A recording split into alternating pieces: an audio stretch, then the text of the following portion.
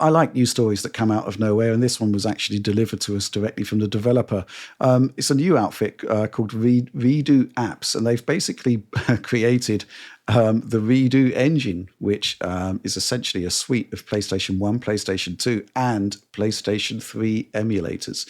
And they've released a game this week, Cloudberry Kingdom. It's essentially a port of a game that came out in 2013. It's quite a simplistic indie-style platform game. What sets it apart, though, is that if you buy the game on PlayStation 5, you actually get 3 different downloads. You get the native PS4 app, you get the native PS5 app, and you get a PS5 app that is running the PS3 version under emulation. And this is basically the first emulated PlayStation 3 game that you can get on the PlayStation 5.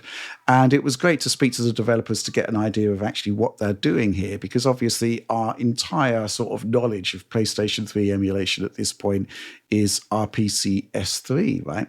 But it turns out that this emulator is actually very, very different in concept and execution to what RPC S3 is actually doing.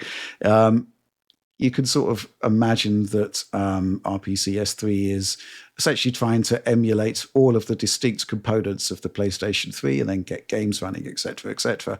What this one is doing, it's an HLE and a high-level emulator, which is, instead of emulating components, it's emulating outcomes. Mm-hmm. So it's basically trying to deliver the behavior. You know, you give it the code and it basically tries to give you a sort of emulated experience based on the outcomes of what the original hardware would have done.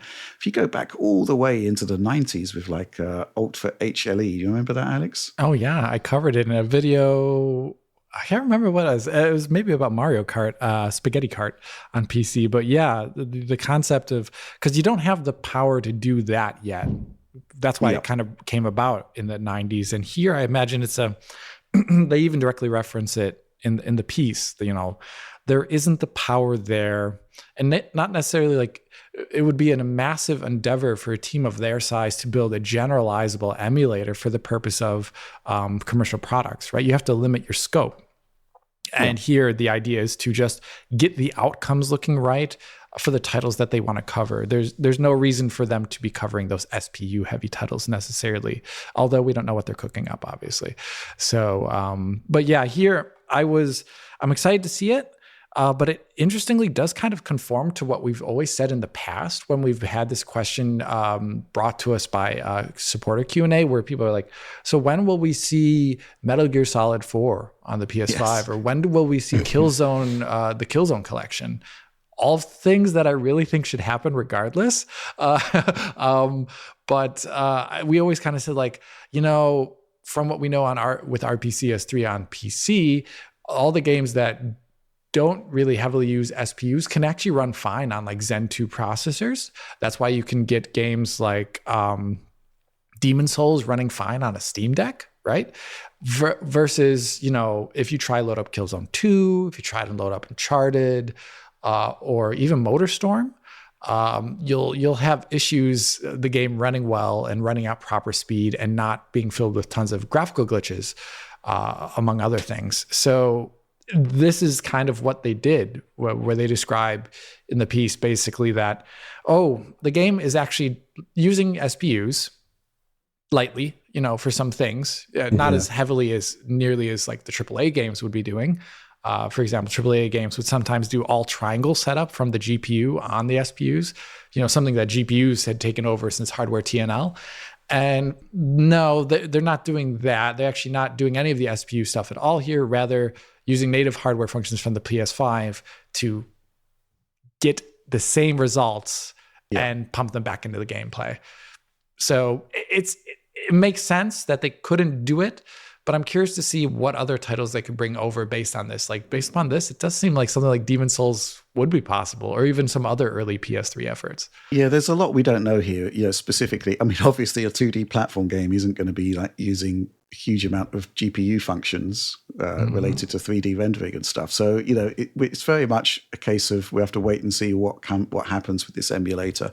The stuff that sort of springs to mind for me, I mean, the one that easily stands out is Ridge Racer 7, which 1080p 60 on PS3, just clever use of the technology to make a game that looked great, but actually it runs really, really well on RPCS3, which says to me that it's barely touching the SPUs. Yep. Interesting that you know we're talking about the SPUs here. They actually turned off the SPU emulation completely here and just plumbed in audio and video decode features from the PlayStation 5 to do the job, which is all that the SPUs were used for. So, you know, it's basically not a sort of holistic emulator in the same way that RPCS3 is, but basically, I guess, almost like a framework. And they've basically said they developed it based around 10 games to make sure they just weren't developing a Cloudberry Kingdom PS emulator, which I thought was fun. A couple of things that I noticed which were fun. When you first boot the game, you get a screen which explains how the DualShock 3 controls map over to the DualSense, which is kind of essential, really. And it supports save states, just like the Sony emulators for PS1 and PS2 do. So you can basically just dump off the memory at any point and then just return there. Which I thought was pretty cool as well. So, you know, I guess, you know, when we put the headline for the news story was basically we've played the first PS3 emulated game for PS5. But, you know, I guess it's a game that we probably, on the one hand, it's entirely predictable that it would be a fairly simplistic game. But on the other hand, you know, first PS3 emulated game for PS5, you're kind of thinking about all of those games, those classic AAA titles that are restricted to the PlayStation 3 and see no real chance of ever being ported or remastered. You know, MotorStorm. I guess Metal Gear 4 will probably get at some point. I hope. Just a fascinating exercise, really, and it was really cool for the developer to reach out and say, "Hey, look at this. It's see what you think about it." And that led to further conversations, and then to the news piece, and indeed this direct segment. Oliver, thoughts? I looked up this game in particular, Cloudberry Kingdom. And it seems to be very light in terms of emulation challenges. Obviously, you've discussed that in your piece, and the developers seem to admit that pretty freely. But RPCS3 has listed Cloudberry Kingdom as playable since May of 2017. That's a long time ago. Which is extremely early for RPCS3. Indeed, I think they reported getting the game to boot into like the main menu, obviously, I'm sure, with graphical glitches and issues like this, back in January of 2016. So this is like one of the very first games they had running in any form on RPCS3. This is a game that doesn't present a lot of emulation complexities.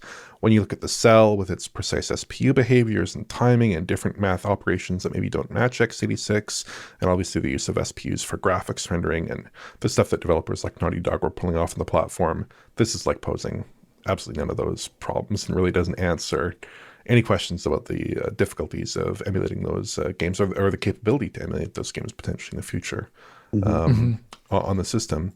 So, yeah, I'm not really sure this tells us much. I'd love to see MotorStorm in the system. I'd love to see games like Metal Gear Solid 4 in the system. I imagine Konami is probably trying to work something out with Metal Gear Solid 4 to get it running on modern platforms, because obviously they have their second collection of their Metal Gear anthology to deliver, which they've promised but not specified any particular titles for. So I hope there is some kind of solution. I suspect Sony, if there is a robust solution, though, it really probably should come from Sony, and I imagine it will come from Sony as opposed to a third-party developer. Yeah, I think, you know, there's a lot of games on the PlayStation 3 that, you know, could get releases for PlayStation 5 through basic emulation, right? You know, I guess, once again, you know, Ridge Racer 7, it's just a game that's kind of like marooned on PlayStation 3. You can't play it anywhere else. And if it is a fairly simple game to emulate on PS5, then let's see it, right? Because otherwise, I can't see Namco doing a port as such. So emulation would be a good route forward. Yeah, certainly a really interesting story. I'll be curious to see if anything comes from it. At least when we've got our news story out there, the games industry are now aware that this emulator exists, and the emulator was designed for commercial purposes. So, you know, if further projects do emerge, I guess we'll see them in due course.